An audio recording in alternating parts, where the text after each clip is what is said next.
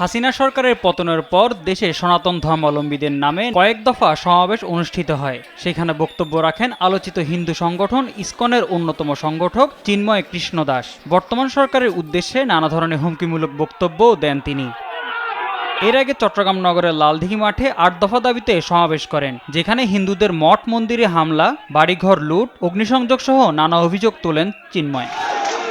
জাতীয় পতাকা অবমাননার অভিযোগে ৩১ অক্টোবর চট্টগ্রাম নগরের কোতোয়ালি থানায় চিন্ময় কৃষ্ণ দাস ব্রহ্মচারী সহ ১৯ জনের বিরুদ্ধে রাষ্ট্রদ্রোহের মামলা করেন মোহাম্মদ ফিরোজ খান।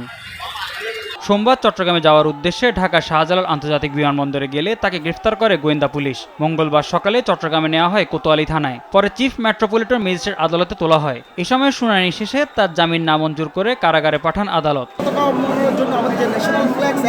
সেটা 7 ধারায় একদম ক্লিয়ার কাট সাজার কথা বলা আছে 6 মাস।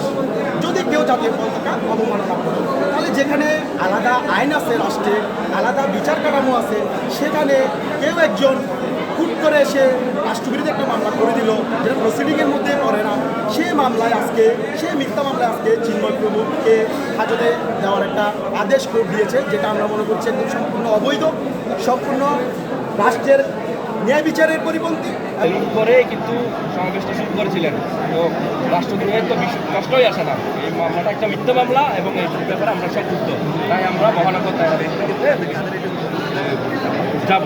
তার মুক্তির দাবিতে আদালত চত্বরে বিক্ষোভ করেন চিন্ময়ের ভক্ত সমর্থকরা। সনাতনীর অধিকার আদায়ের জন্য বলছে, সনাতনীদের পক্ষে বলছে কথা, সনাতনীদের পক্ষে, সনাতনীদের দাবি আদায়ের জন্য বলছে। দেশের বিরুদ্ধে যখন বক্তব্য দিচ্ছে না, তাহলে কেন ওনার বিরুদ্ধে এই মামলাটা হবে? এবং মিথ্যা মামলা ধরে ওনাকে রিমান্ড শুনানি হোক, জামিন অযোগ্য হোক, যে কোনো দ্বারা যে মামলাটা বলেছে এগুলো সব মিথ্যা মামলা।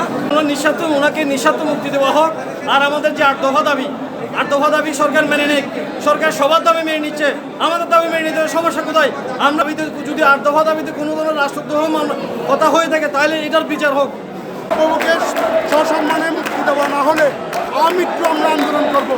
এখান থেকে রাজপথ ছাড়বো না। কিন্তু আমরা সনাতনীরা জেগেছি, এখানে কোনো আমরা রাষ্ট্রের বিরুদ্ধে নয়, আমরা কোনো পার্টির বিরুদ্ধে নয়, আমরা কোনো সমাজের বিরুদ্ধে নয়, আমরা শুধু আমাদের অধিকারটা আমরা আদায় করার জন্য আমরা সংগ্রামটা করছি। এদিকে সকাল 11টায় বরিশাল নগরীর অশ্বিনী কুমার হলের সামনে সদর রোডে চিন্ময় কৃষ্ণের মুক্তির দাবিতে সড়ক অবরোধ করে বিক্ষোভ করে সম্মিলিত সনাতনী জাগরণ জোট। এই সময় ঘণ্টাখানেক যান চলাচল বন্ধ ছিল। পরিচয় আমাদের চিন্ময় প্রভুকে গ্রেফতার করা হয়েছে বিনা কারণে। আমরা তার মুক্তি চাই, অবিলম্বে তাকে মুক্তি দিতে হবে, না হলে এর থেকে আমরা সেন্ট্রালি যে ঘোষণা আসবে সেই আন্দোলনে আমরা সম্পৃক্ত থাকবো। অবিলম্বে তার মুক্তির দাবিতে আজকে রাজপথে নেমেছি।